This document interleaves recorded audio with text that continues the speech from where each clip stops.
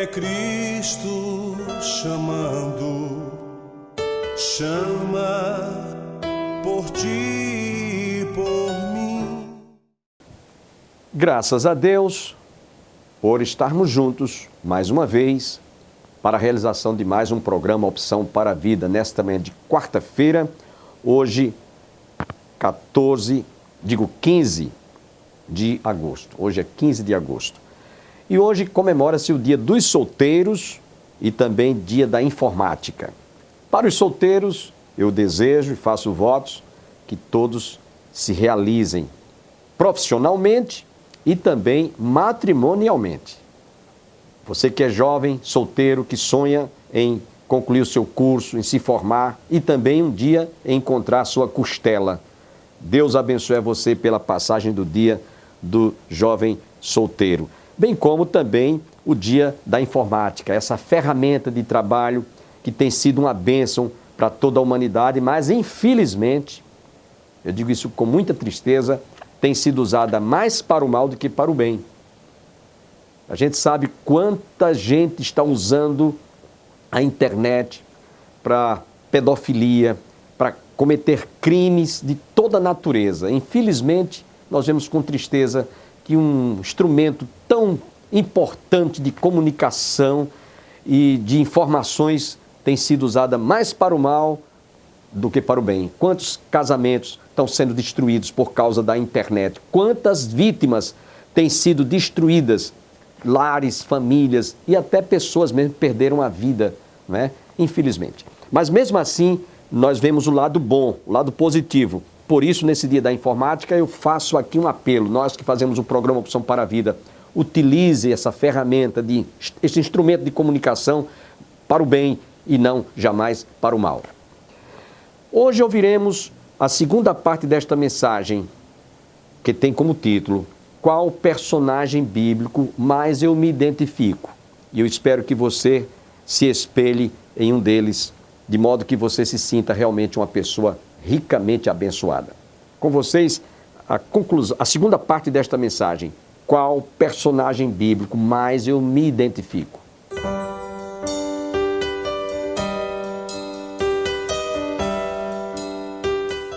Nós iríamos verificar que não tem um personagem na Bíblia que alguém não tenha, pelo menos, algo que você incorra nos mesmíssimos erros, nas mesmas falhas. Vivenciamos ou vivenciarmos os mesmos problemas. Não tem. Desde Adão, primeiro homem, até João, lá em Apocalipse. Todos eles. Porém, nós escolhemos, enquanto nós meditávamos, escolhemos 15 nomes. Eu já falei sobre 10 nomes. E hoje eu pretendo falar sobre os outros 5 e trazer uma ligeira e breve aplicação. Essa palavra eu quero dizer para vocês que antes que eu transmita para a igreja, ela falou muito ao meu coração. Eu não estou falando aqui de algo, de alguma coisa que eu também não tenha me enquadrado. É bom que eu diga isso para vocês. Nós falamos aqui sobre 10 personagens. O tema é esse aí. Qual o personagem bíblico que mais me identifico? Nós falamos a primeira parte deste sermão. Hoje eu vou falar a segunda parte. E eu espero que aqueles que estiveram aqui na primeira noite e hoje estão novamente conosco, pelo menos façam uma ligeira avaliação, porque um desses personagens é possível que você esteja enquadrado, que você diga: esse personagem, pastor, ele está muito bem identificado comigo. É a minha história, ou eu me pareço muito com esse personagem.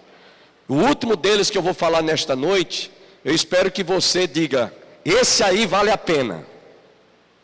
Esse aí eu vou lutar enquanto eu existir, para que realmente eu me identifique com ele. Vamos ler, portanto, apenas este versículo que está aí. E eu vou repetir, vou ler e depois vocês repitam comigo. 1 Coríntios, capítulo 11, versículo 1. Vamos ler comigo? Sede meus imitadores, como também eu sou de Cristo. Queria ouvir toda a igreja, bem forte, bem bonito. Sede meus imitadores, como também eu sou de Cristo.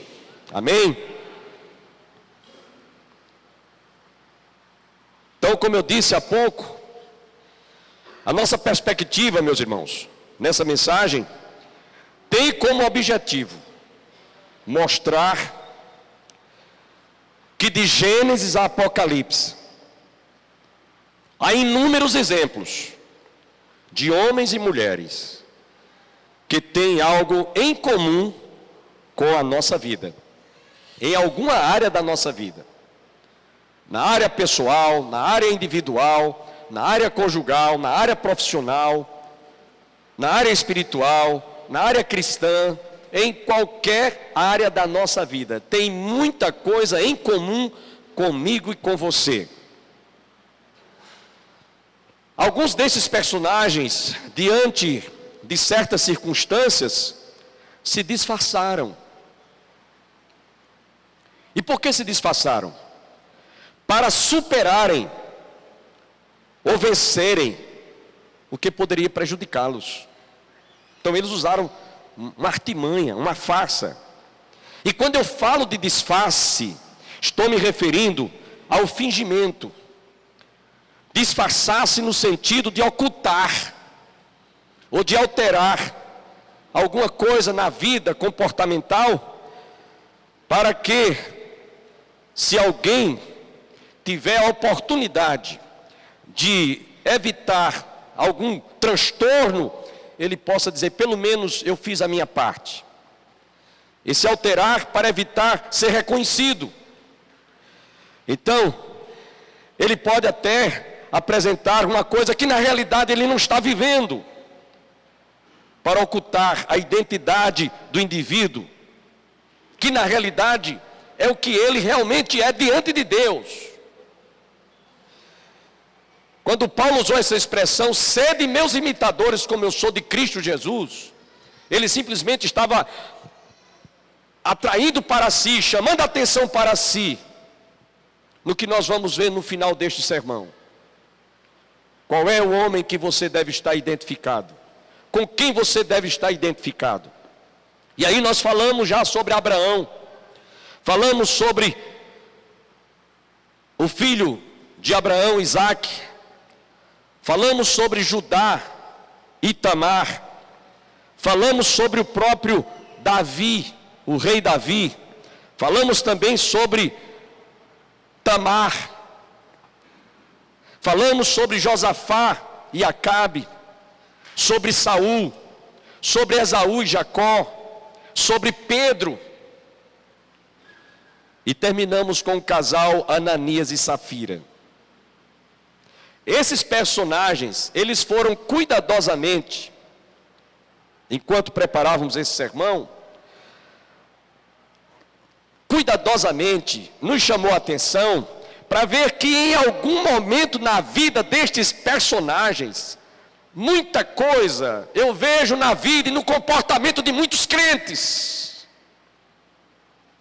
Eu não estou falando de algo que eu acho, não é um achismo, é a maneira como uma pessoa se comporta, é a maneira como muitos cristãos se conduzem. E foi por isso que eu fui levado a preparar este sermão. Qual personagem bíblico mais me identifico? Eu quero só referendar aqui o último deles, Ananias e Safira. Quantos crentes estão se comportando como Ananias e Safira, no que diz respeito a não entregarem a Deus, não devolverem a Deus o que é de Deus, só negando assim o dízimo que não é nosso, é do Senhor. E eu tenho que falar isso como pastor, porque é isso que eu vejo na vida de muitos membros da nossa igreja. Eu não posso ficar calado. Contra fatos não há argumentos. Então hoje nós vamos continuar ainda conhecendo algum desses personagens. Eu espero que você, a cada vez que for ouvindo aquilo que nós ainda vamos falar, você diga, pastor, eu me identifico bem com esse personagem. Mas o último deles, eu espero que você Tome uma decisão de se identificar com Ele para valer mesmo, de força e vontade, sem medir distâncias e esforços. Eu vou me esforçar para ser como este homem. Eu quero ser como este homem, eu quero viver como este homem. Para mim, eu me dou por satisfeito, a começar de mim, se cada um de nós tomarmos essa atitude. Dentre os que nós já citamos, vamos acrescentar apenas 5 mais, e aí eu estarei encerrando. E aqui eu quero citar o exemplo de um homem que está lá no Evangelho de São Lucas, capítulo 18, versos 18 a 23, e a Bíblia não diz o nome dele. Eu poderia citar, olha, eu disse para vocês, eu poderia citar dezenas e dezenas, e se não centenas de exemplos, mas eu escolhi apenas 15. E dentre esses 15, nós distribuímos de acordo com a vida espiritual, a vida moral de cada um.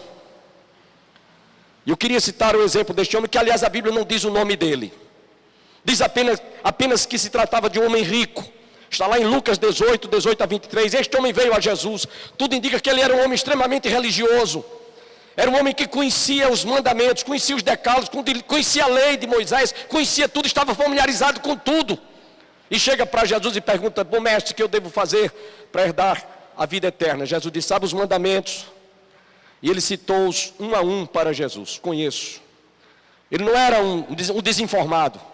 Ele era um homem extremamente religioso, conhecedor da lei, citou os mandamentos, citou os decálogos para Jesus.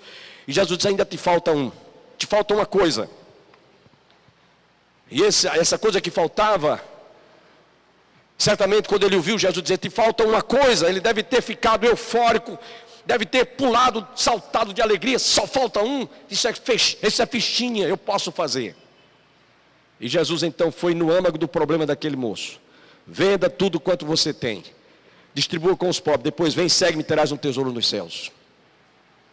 Aquele moço é o único personagem na Bíblia, é o único que voltou triste e cabisbaixo, por ser dono de muitas riquezas. Sabe, irmãos e amigos que nos assistem agora pelo YouTube, na TV Master, TV Maior, que está agora nos assistindo, talvez você seja um destes. Talvez você diga: mas pastor, não sou um homem rico, eu não tenho riqueza, eu não tenho bens, eu não tenho dinheiro, eu sou um pobre coitado, um operário, um trabalhador. Não interessa. Quando Jesus disse: te falta uma coisa, é que aquele moço tinha que abrir mão daquela coisa que ele estava apegado a ela, que era a riqueza. Pode ser que você não seja apegado a riquezas, a bens materiais, mas esteja apegado a um simples cigarro, a uma simples pedra de crack, a um cigarro de maconha, a um tipo de bebida alcoólica, a prostituição, a promiscuidade, a avareza, alguma coisa que você está preso por ela, e esta coisa está te prendendo tanto ao ponto de você não ter sentido força para largar e vir para Jesus.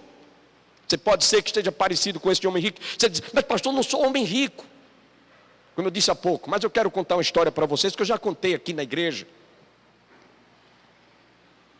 Eu era seminarista, estava trabalhando no Alto Sertão, na cidade de Cajazeiras, numa época de fim de ano. O reverendo Jonatas Ferreira Catão me escalou para passar um mês lá. E eu estava hospedado na casa do irmão Osmar Lima Carneiro, não esqueço nunca. Um mês de férias, dezembro, evangelizando. E numa das tardes a gente saiu para um dos bairros mais distantes, na cidade de Cajazeiras. E lá estávamos levando a palavra de Deus, de casa em casa. Chegamos num casebre, casa simples, casa de taipa, chão batido, coberta de palha de coqueiro. E entramos, pedimos licença, uma senhora idosa, já bem velhinha, nos recebeu. E a gente disse: podemos falar do amor de Deus, queremos falar de Jesus, a senhora quer? Pode vir, fiquem à vontade. E falamos de Jesus, mostramos o plano da salvação. E quando estávamos na hora de fazermos o apelo, como sempre costumeiramente fazemos, ela disse: meus filhos, tudo que vocês falaram foi muito bonito, mas eu não posso aceitar, eu não posso fazer essa decisão. E eu perguntei: por que a senhora não pode fazer essa decisão? Ela simplesmente disse: por causa do meu pé de burro. Eu sem saber o que era o pé de burro, eu fiquei assim, disse, o pé de burro está impedindo da senhora aceitar Jesus? Sim, meu filho. Aí ela puxou uma gavetinha assim, e aí trouxe aquele fumo preto, que eu não sabia que o nome daquilo era, até então eu não sabia que era pé de burro, por causa do meu pé de burro, pastor. Eu era seminarista, desculpem, e jovens, o pé de burro, eu fumo cachimbo desde que era meninazinha, adolescente, desde nova, com os meus pais, lá no roçado, e eu não posso, isso aqui é tudo na minha vida. Sabem, amigos e irmãos, este moço rico, ele não estava com força para seguir a Jesus por causa da riqueza, da avareza. A Bíblia diz, se as vossas riquezas prosperam, não ponhais nela o vosso coração. O apego, o amor ao dinheiro é a raiz de todos os males. Mas também um pé de burro pode ser comparado à riqueza daquele miserável, que eu creio que se ele morreu sem ter tido um encontro com Deus, ele está no inferno, dizendo que louco eu fui. Como Jesus também contou uma outra história, a um homem rico que estava cheio de bens materiais, vou destruir, vou reconstruí-los, e depois dizer, alma minha, regala-te de comprar em tudo que eu construí. Louco, louco, se hoje alguém pedir a tua alma, o que tu tens preparado, para quem será? É possível que alguém esteja identificado com este personagem, homem rico. E como eu disse e repito, você pode até dizer, não sou rico, mas pode estar por causa de um pé de burro, como aquela senhora rejeitou a Jesus. Qual personagem bíblico que mais me identifico?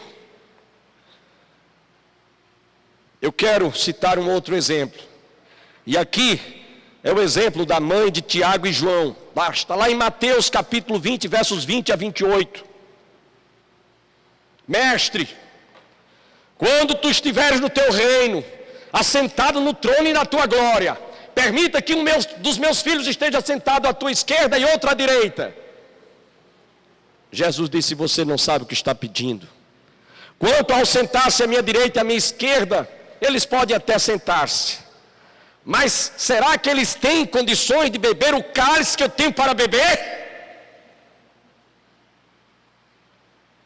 O sentimento materno é que todo filho, ele seja bem-sucedido, ele possa se realizar em tudo, a começar na vida profissional, no estudo, no casamento. Qual é a mãe, qual é a família que não quer ver os seus filhos bem casados?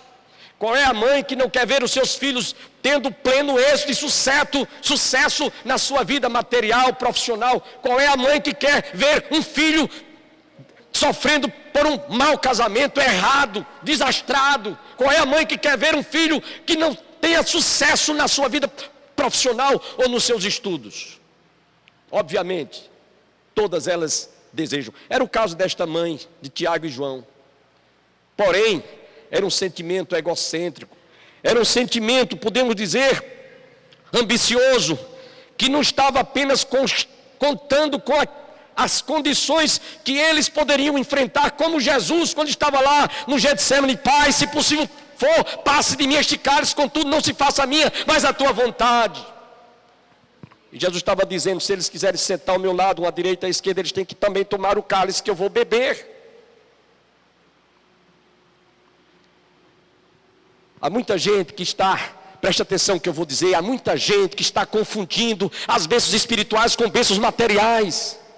Do mesmo modo como tem bênçãos materiais, eles querem receber bênçãos espirituais, mas essas bênçãos espirituais, muitas vezes elas têm um preço. Há um adágio que diz que toda glória, não há glória sem sacrifício. Qual personagem bíblico que mais me identifico? Você como mãe.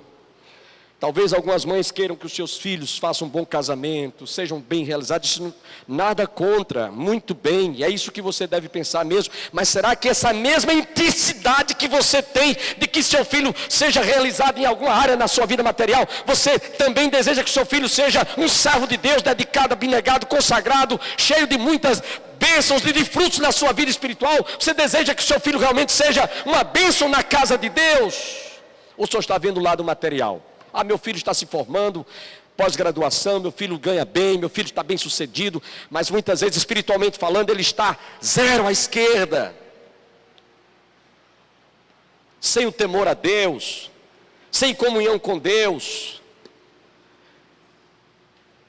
Qual o personagem bíblico que mais me identifico? Aí você pensa como mãe. Será que eu estou me parecendo com essa mãe de Tiago e João? Mas vamos adiante, porque essa mulher, ela estava com seu coração cheio de egoísmo, só pensava nos seus filhos estarem lá no apogeu, desejando ser o único a merecer a ambição por cargos e privilégios no reino de Deus. Para a gente não ir muito longe, essa mãe era como se estivesse com um rei na barriga. Ah, eu quero os meus filhos no melhor lugar que eles possam estar. Mas quando Jesus ouviu isso, disse, olha, eles podem até estarem lá sentados, mas eles têm que beber o cálice. Será que eles são capazes de beber o cálice que eu tenho para beber? Foi isso que Jesus disse para elas, para aquela mãe. Mas vamos adiante, terceiro personagem. Esse personagem foi um dos apóstolos de Jesus, como eu falei de Pedro também, que negou a Jesus. Há muitos crentes negando a Jesus. Esse aqui chama-se Tomé, que eu chamo ele de o crente incrédulo. Por quê, pastor? Porque ele só acreditava naquilo que ele via, naquilo que ele apalpava. Por isso que há um adágio que diz, há muitos que são crentes como São Tomé, só precisa ver para crer. Então Jesus tinha ressuscitado, os apóstolos que estavam presentes, depois quando o encontraram que ele estava ausente, disseram, olha, o mestre esteve conosco, foi uma bênção, foi uma maravilha, foi um culto abençoado, Deus abençoou, Jesus esteve conosco, transmitiu paz, foi uma bênção, foi um verdadeiro Pentecoste, foi um culto avivado, Jesus estava presente, falou com a gente e tal. Só que ele disse, eu não acredito, eu só acredito se eu estivesse lá. Se eu estivesse lá, eu ia acreditar, mas eu não consigo acreditar. E aí Jesus ouviu aquela confissão negativa, confissão de fé negativa de Tomé. E na primeira oportunidade, 8 dias passados, Jesus então se apresenta, estava Tomé presente. Está lá no Evangelho de João, capítulo 20, versos 24 a 29. Jesus estava presente. E a primeira pessoa a quem ele se dirigiu foi a Tomé. Tomé, vem cá. Tomé, põe a tua mão aqui, do meu lado, onde um soldado tinha dado um golpe, tinha saído água e sangue. Tomé, põe a tua mão aqui nos sinais dos cravos. Tomé, está vendo que sou eu mesmo? Você não disse que só via se cresce, só creria se visse. Está aqui, sou eu, olha, põe aqui. Tomé, não sejas incrédulo, mas sejas crente. Jesus não disse, olha, você precisa de ser religioso mais, você precisa de ser mais religioso, você precisa de ser mais um homem mais crente. Não foi isso que Jesus disse. Tomé, não sejas incrédulo, mas sejas crente. Eu quero dizer para aquelas pessoas que nos assistem, que há muita gente, pode ser que aqui nesta noite tenha gente como Tomé. Acredita num galho de arruda, acredita numa figa amarrada no pulso ou no pé, acredita em quiromancia, cartomancia, acredita em duendes, acredita em gnômios, acredita em muitas coisas supersticiosas, ou em superstições, crê em bruxaria, crê em feitiçaria, crê em cartomancia, crê em tudo, mas encontra dificuldade em crer nas palavras de Jesus. Tem dificuldade. Eu não consigo acreditar num livro que pode ter sido escrito pelos homens, foi escrito pelos homens. Não está vendo que Deus ia descer do céu e escrever um livro, como nós afirmamos que é a palavra de Deus? Eu não consigo acreditar. E aí, eu diria que seria como Tomé, crente incrédulo. Tomé, por que me viste crente? Bem-aventurados os que nunca me viram e creem. Amém? Foi o que Jesus disse. Qual personagem bíblico mais me identifico? Você está se identificando com Tomé? Como Tomé? Está se comportando como Tomé? Creia Abra o seu coração para crer no Evangelho do nosso Senhor e Salvador Jesus Cristo. Você vai ser bem-aventurada ou bem-aventurado se você crer nas palavras que Jesus disse: bem-aventurados que nunca me viram e creem. Jesus ressuscitou, Jesus está vivo. Você já falou com Ele hoje? Você já ouviu hoje Deus falar com você? Ou você acha que isso é coisa remota, que isso é coisa que é impossível se admitir? Por exemplo, olha o que é que Jesus disse. Palavra simples: onde houver 2 pessoas, 3 ou mais reunidas em meu nome, eu estou presente no meio deles. Quem crê nisso, diga amém. Ele está aqui agora, falando ao meu e ao seu e ao nosso coração, insistentemente dizendo: qual personagem bíblico que mais me identifico? Vamos para o penúltimo. E aí esse aqui, eu acho até engraçado o nome dele. Porque o nome dele é Alexandre o Latoeiro. Por que esse apelido, Latoeiro? Eu procurei e confesso que eu não encontrei uma explicação. Se alguém souber, pode até me dizer aqui. Mas eu imagino que esse cidadão, ele deveria trabalhar com alguma coisa lá, algum instrumento lá, relacionado, quem sabe, era um lanterneiro, trabalhava lá em lanternagem. Vamos pensar, vamos criar aqui, né? Alguma coisa. E esse personagem tratava-se de um cristão da igreja de Éfeso. É possível que ele talvez fosse um artesão que trabalhasse com alguma coisa relacionada a ídolos, porque lá na cidade de Éfeso, o que mais havia era ídolos. Nós tivemos lá em Éfeso, já andamos rua acima, rua abaixo, não tem uma rua, só restam hoje ruínas, mas não tem uma rua, não tem uma avenida em Éfeso em que você não veja ídolos e mais ídolos. Possivelmente. Então ele era lá, e tinha se convertido, lá de Éfeso, e havia se convertido. Porém a Bíblia diz que esse personagem, mais tarde, ele desprezou o apóstolo São Paulo, que deve ter sido aquele com o qual Paulo tenha falado do Evangelho, transmitido a palavra de Deus. Eu não sei, possivelmente ele fosse fruto do ministério apostólico do apóstolo São Paulo.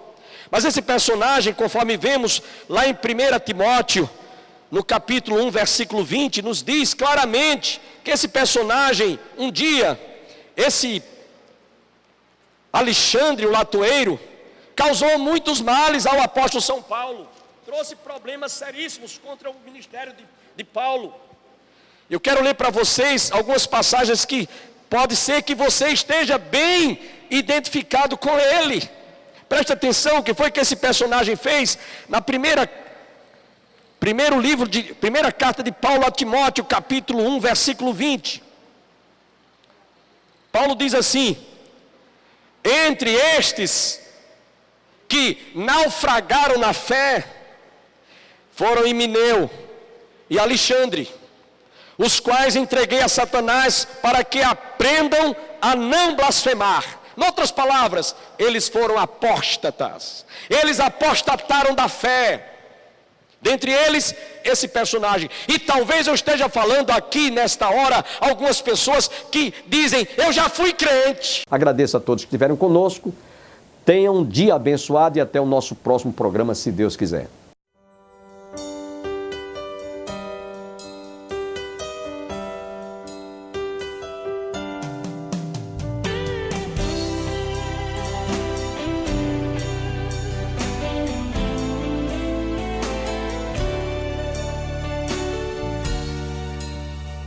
Manso e suave é Cristo chamando, chama por ti.